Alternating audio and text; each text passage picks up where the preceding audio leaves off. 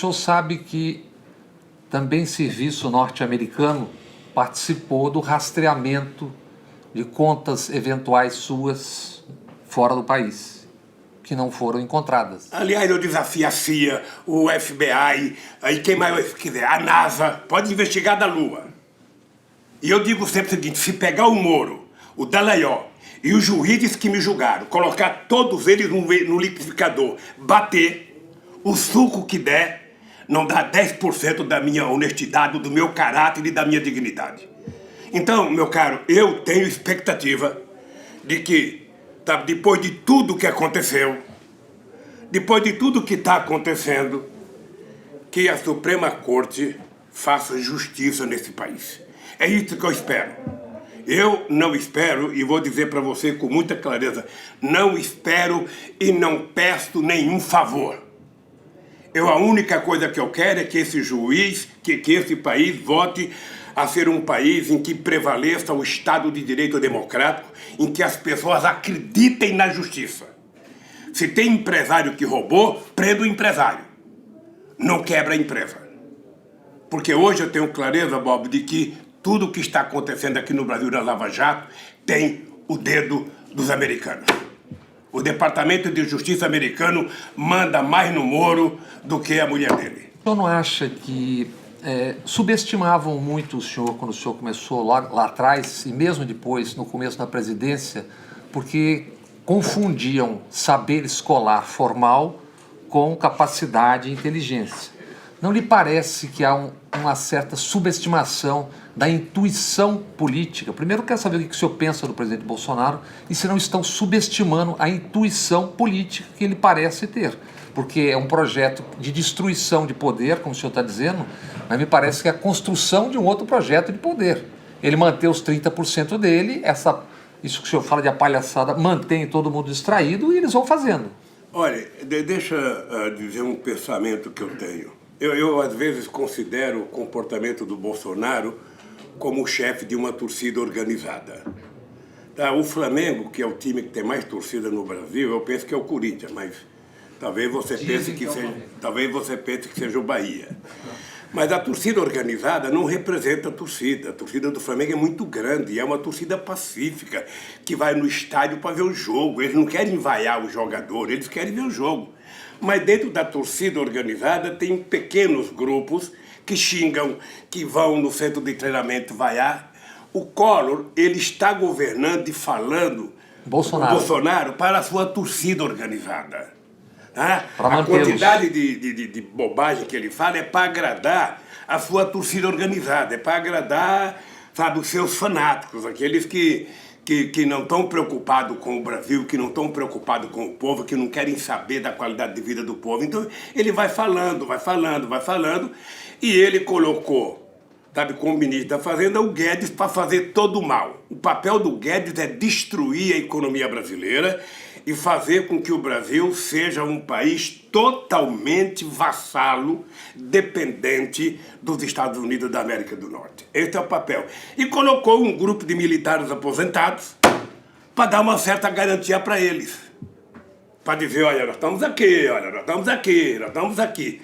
E eu, de vez em quando, vou dormir e fico pensando aonde estão os militares nacionalistas que defendia a indústria nacional, que defendia a Petrobras, que defendia a Eletrobras, que defendia o etanol, que defendia, sabe, tudo que foi feito por eles aqui nesse país, muitas coisas por eles, uma empresa como a Embrapa, aí eles estão privatizando, aí quando eu fico vendo para quem privatizaram para a empresa estatal espanhola, para a empresa estatal italiana, para a empresa estatal chinesa. Esse dia eu ouvi uma informação, como eu estou aqui, eu não sei se é verdade ou não, o famoso Hotel Copacabana, Palace, foi privatizado foi vendido por 3 bilhões e 200 milhões de reais. E eles conseguiram vender, sabe, parte da indústria de petróleo brasileira no que diz respeito à distribuição, a BR, por 2 bilhões e 600 milhões. A pergunta que eu faço, e você não sabe quem privatizou, a pergunta que eu faço é o seguinte: em que país do mundo uma distribuidora do tamanho da BR vale menos que um hotel, mesmo que seja com o glamour do Copacabana, Copacabana Palace? Sabe? Eu sinceramente não entendo. Então, o que eu acho, Bob, é que a sociedade brasileira precisa parar de reclamar. Eu acho que nós temos que passar, esse país, a sociedade não pode deixar eles destruir a universidade brasileira. Não podem. E o discurso deles qual é? Não, porque tem que investir no ensino fundamental. Ora, o nosso país foi o último país do continente latino-americano a ter uma universidade. País como o Peru teve a primeira em 1550. Sabe? Em 1900 já tinha a reforma universitária em Córdoba. E o Brasil só veio fazer a primeira em 1920, a chamada Universidade Brasil, juntou um monte de faculdade. Para quê? Sabe por quê? Não era pensando nos brasileiros, era porque vinha o rei da Bélgica para o Brasil, e o rei da Bélgica só poderia vir aqui se recebesse um título de doutor honoris causa. E para dar o título de doutor honoris causa, então criaram a Universidade Brasil. Foi para isso. Então eu acho que eles querem destruir as universidades porque eles sabem que foi o nordestino, que só tem como formação, sabe, acadêmica, o 4º ano primário e um curso do Senai, sabe, que tem noção de que a inteligência não está ligada à quantidade de anos escolar que a pessoa participou, porque eu não troco meu diploma de 4º ano primário pelo diploma universitário de muita gente que eu vejo na televisão falando. E eles não querem admitir que, foi esse ignorante, esse analfabeto, filho da dona Lindu, que veio fazer mais universidade que todo mundo, que esse país em 100 anos fez 6 escolas técnicas, eu e a Dilma fizemos quase 500, ou seja, não é possível, não é possível. E mais, quintuplicamos o orçamento da educação, de 20 para 120 bilhões, quando eu era presidente. Então, companheiros, é o seguinte, educação não tem preço, educação não é gasto, educação é investimento.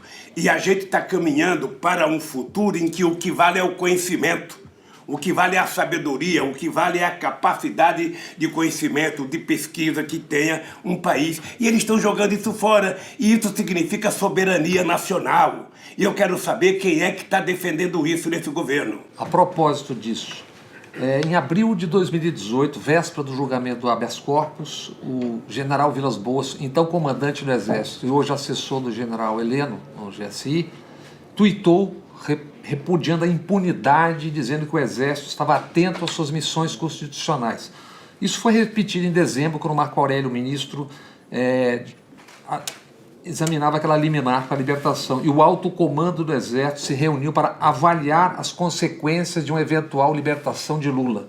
Em seu governo, as Forças Armadas receberam apoio financeiro, institucional e no geral, mantiveram um discreto comportamento constitucional. Como o senhor avalia as atitudes desses chefes militares e o tom de ressentimento em relação ao senhor e ao PT? O que vem isso? Bob,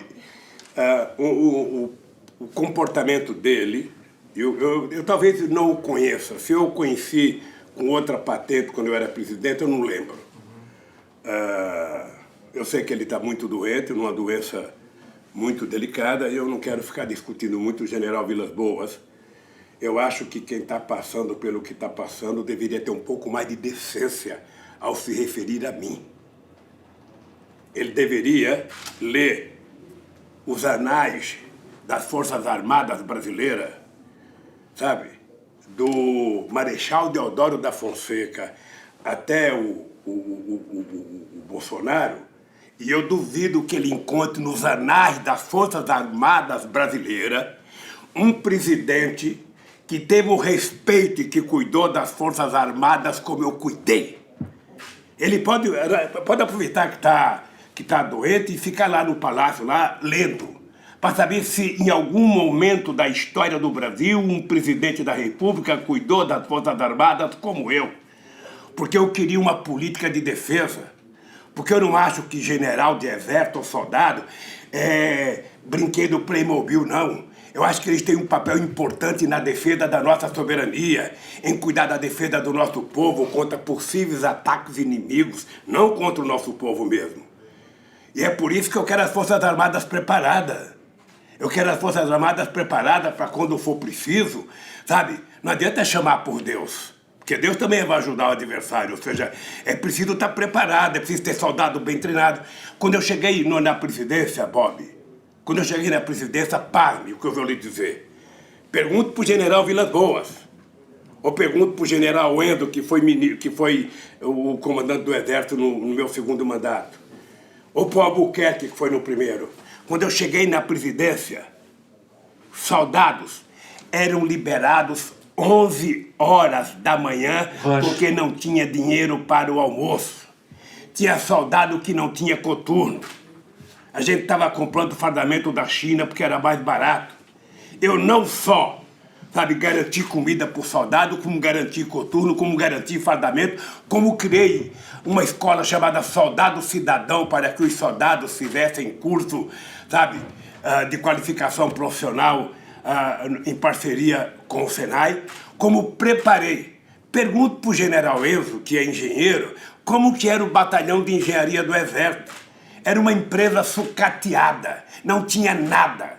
Eu transformei o batalhão de engenharia do Exército competitivo com as grandes empreiteiras brasileiras, porque era preciso, eu utilizava eles para poder medir preço e também para construir estrada onde as pessoas não queriam construir. Então... Pergunte para a Marinha o que eu fiz para a Marinha.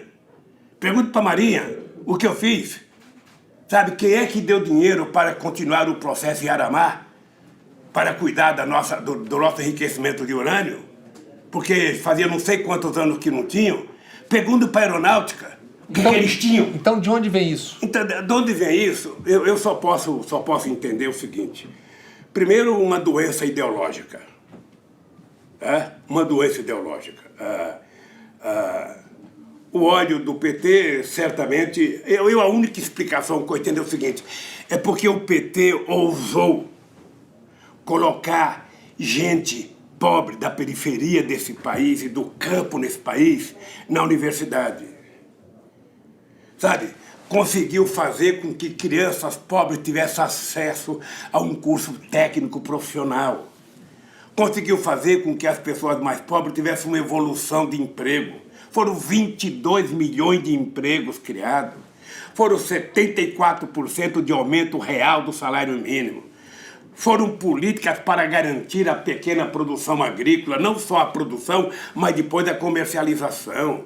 Foi mais de 1.400.000 cisternas nesse país, além da transposição das águas do Rio São Francisco, que Dom Pedro queria fazer desde 1846 e que não conseguia fazer. Então, a única explicação que eu entendo é essa. E mais ainda, porque esse que vos fala, mais os meus governos, mais um companheiro da qualidade do Celso Amorim e o povo brasileiro, fizemos com que esse país, pela primeira vez, fosse protagonista ativo da política internacional. Um país como o Brasil, Bob, não tem contencioso internacional. O Brasil se dá com todo mundo. Eu era amigo de Rugenthal, eu era amigo de Putin, de Medvedev, eu era amigo de Chirac, de Sarkozy, eu era amigo de Angela Merkel, do Scholz, eu era amigo do Bush, do Obama, eu era amigo, de todo mundo, todo mundo. Ele talvez até estranhasse o tanto de cafuné que eu fazia na cabeça dele, no ombro, nas pernas, porque eu só sei conversar assim. Eu não acredito em política de outro jeito. Então, um país do tamanho do Brasil, nós saímos de 100 bilhões de dólares de comércio exterior para 482 bilhões em 2011. Esse país, esse país não pode voltar a ser um país, refém. Olha, nós fomos colônia de Portugal, depois nós fomos colônia da Inglaterra industrial e agora vamos ser colônia dos Estados Unidos. Presidente, a propósito disso, na região hoje se tem rondando a região interesses multipolares. China, que está investindo $500 bilhão na América Latina em 10 anos. A Rússia, que está botando um pé na Venezuela por conta do Brasil ter refluído em relação ao seu papel de liderança. E os Estados Unidos, que nós estamos assistindo tudo o que está acontecendo. O senhor não acha que a fragilização do Brasil numa hora como essa é no médio e longo prazo uma coisa perigosa e a divisão do país, inclusive quase que geograficamente, entre Nordeste de um lado e tal. O senhor não enxerga no médio e longo prazo uma coisa perigosa para o país? Eu penso que é um desastre. A coisa mais importante que nós fizemos não é a China colocar o pé aqui, a Rússia colocar o pé aqui, não sei quem colocar o pé. Foi a gente colocar o pé lá. A gente colocar o pé lá quando a gente criou o BRICS. Quando a gente resolveu criar um banco do BRICS. Quando a gente começou a discutir de fazer comércio exterior nas nossas moedas sem precisar ficar dependendo do dólar. Isso é o pano de fundo desse movimento todo. Tudo isso incomodava os Estados Unidos quando eu criei, sabe, uma Secretaria de Segurança de Defesa da América do Sul. Ora, como é que se explica, e eu quero que os generais expliquem, como é que se explica o Brasil aceitar ter o subcomandante da 4ª Frota Americana, que existe para tomar conta do Atlântico, diga de passagem, tomar conta do pré-sal, e a gente colocar um general nosso como subcomandante. Subcomandante não manda, é como subchefe.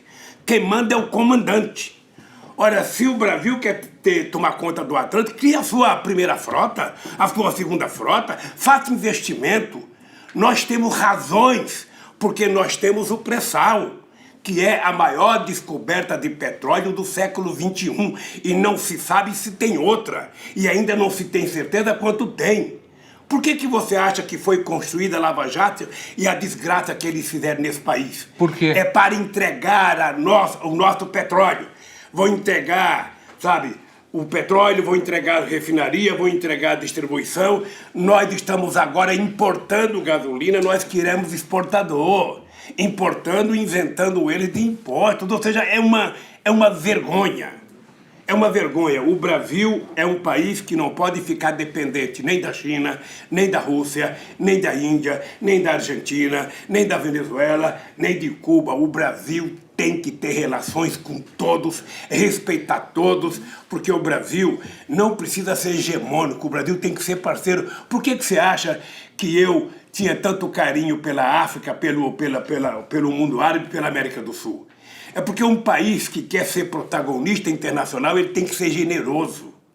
Você não olha para a África pensando em dinheiro.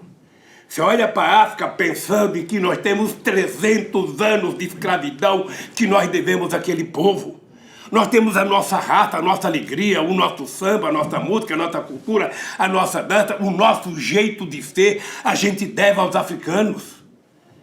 Então olhar para a África é a gente ser generoso e tentar fazer com que haja um comércio em que ele seja superavitário, em que a gente seja transferidor de tecnologia sem pensar em ganhar dinheiro. É o pagamento por 300 anos de exploração da inteligência africana no nosso país. Nós não estaremos fazendo nenhum favor. Por que o Brasil tem que investir na América do Sul? Porque os Estados Unidos da América do Norte, desde que foi descoberto 8 anos antes de nós, nunca quis, em nenhum momento da história, que o Brasil fosse protagonista na América do Sul. O Chaves, eu já disse isso várias vezes, o Chaves era o intelectual das Forças Armadas venezuelanas. Ele era professor. Ele me dizia, sabe, que ele era, sabe, educado para dizer para a sua tropa de que o inimigo da Venezuela era o Brasil. Isso dito por militares americanos. Pegue algum momento em que os Estados Unidos teve bondade com o Brasil. Vamos pegar. Devolveu 2,5 bilhões outro dia. Vamos pegar o Clinton. O que o Clinton fez na amizade dele com o Fernando Henrique Cardoso? Nos empurrou o Sivan, né, da forma que foi empurrada. Vamos pegar o que eles fizeram na Segunda Guerra Mundial. Deram arma velha para nós em troco da gente dar para eles a base em Natal. Eles nunca quiseram que o Brasil fosse um líder na América do Sul, nunca quiseram. Quando eu propus a criação do Conselho de Defesa da América do Sul, para me contrapor à 4ª Frota, eles não gostaram. Quando eu fiz acordo com os franceses para poder construir o submarino nuclear aqui, eles até hoje não gostam, e é por isso que eu acho que tem uma perseguição ao Odebrecht. Presidente, a propósito disso que a gente está falando e da pergunta anterior sobre os militares, Polícia Federal. Quando o Paulo Lacerda assumiu sob o ministro Márcio Tomás Bastos, eu me lembro que a gente escreveu muito sobre aquilo, a agência norte-americana, a DEA, de combate às drogas, pagava operações de delegados. A gente publicou os contra-cheques, porque não tinha dinheiro para pagar as operações. O diretor do FBI, Carlos Costa, despachava dentro da Polícia Federal em Brasília e guardava o carro na garagem. A CIA trabalhava só no... primeiro era DOI, como é que é? Hoje é o antiterrorismo, não me lembro o nome agora. E tinha um regime de informação compartilhada com a CIA. O senhor fortaleceu a Polícia Federal. No entanto, na época da Lava Jato, a gente viu delegados não só fazendo campanha abertamente, como ofendendo o senhor e a presidente Dilma. Por que isso? Eu acho que porque não tem nenhum delegado ainda formado pelo ProUni. Eles são, acho que, de uma geração anterior. Olha, deixa eu te dizer uma coisa de coração. Eu não me arrependo do que eu fiz, porque eu acho a Polícia Federal uma instituição extraordinária que tem que ser fortalecida, que tem que ter independência, sabe? E que tem que apurar tudo que é corrupção, investigar corretamente e apresentar os inquéritos, sabe, da forma mais honesta possível. E sem inteligência não vai a lugar nenhum. Então, eu tenho certeza que eu fui o presidente que mais contratei gente nas Forças Armadas. Eu tenho certeza que eu fui o cara que mais investiu em inteligência nas Forças Armadas e não me arrependo, não. Ora, o fato de ter delegado trabalhando contra a Dilma, xingando a Dilma, me xingando, isso ele vai ser julgado em algum momento pela história. Porque não é esse o papel de um cidadão que tem um cargo numa instituição de confiança, que é concursado e que ganha bem. Esse cidadão ele pode ter o voto que ele quiser, mas ele não pode ter pronunciamento político nem contra, nem a favor, nem muito pelo contrário. Isso vale para a Polícia Federal, vale para o Ministério Público, vale para todos que são concursados e são profissões de Estado.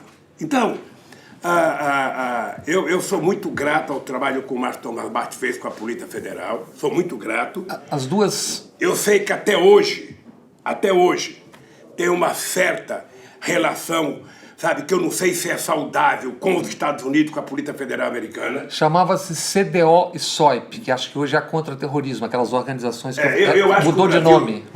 Eu acho que o Brasil está muito dependente e ficou muito mais na questão da Lava Jato. Tá? Essa é uma coisa que, em algum momento, isso vai estourar e vai ser apurado. Eu penso que a influência do Departamento de Justiça americano, sabe, desde que a gente descobriu o pré-sal... Que está interrogando brasileiros dentro do território brasileiro, por exemplo, da Odebrecht. Dos 77 da Odebrecht estão sendo interrogados pessoalmente e por escrito dentro do Brasil.